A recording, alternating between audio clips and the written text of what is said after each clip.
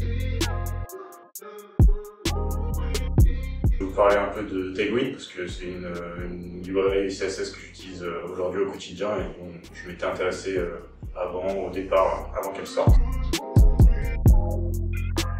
Tailwind, c'est entre guillemets un espèce de remplaçant à Bootstrap. Donc, je dis entre guillemets parce que je vais le développer après, mais en gros Bootstrap c'était entre guillemets l'élu à la base, c'est vraiment celle qui était le plus utilisée. Il y avait quelques concurrents qui étaient Bulma ou d'autres comme ça, mais c'était Bootstrap qui était le plus utilisé. Et en fait c'était un kit qui t'était offert, avec lequel tu pouvais interagir.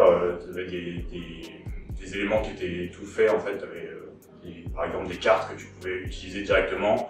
Enfin, c'était très simple d'utilisation et tu pouvais faire tout un design très rapidement.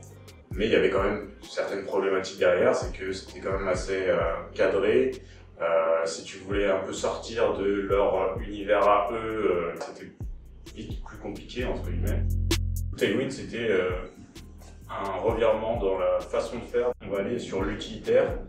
Il n'y a plus de, on te donne tout clé en main, c'est toi qui vas construire petit à petit ton CSS. Ils vont juste apporter des clés pour faire très simplifié, mais toi tu vas pouvoir être vraiment dans l'utilitaire, dire bah voilà, moi je veux que cette partie elle soit par exemple arrondie.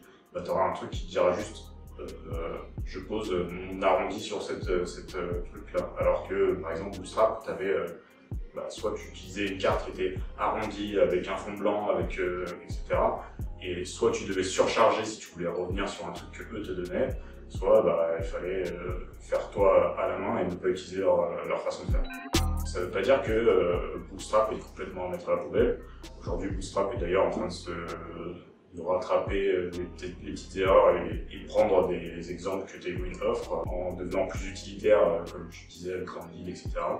Toutes ces idées-là, Bootstrap est en train de les récupérer. Ils enlèvent jQuery qui a été également une technologie super utilisée, mais qui maintenant, aujourd'hui, il vaut mieux commencer à regarder ailleurs.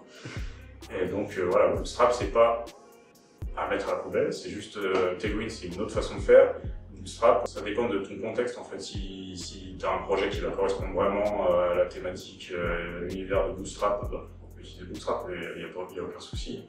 C'est juste que voilà, Tailwind, ça apporte une autre façon de faire et une autre possibilité, une autre philosophie que Bootstrap ne pouvait pas te donner.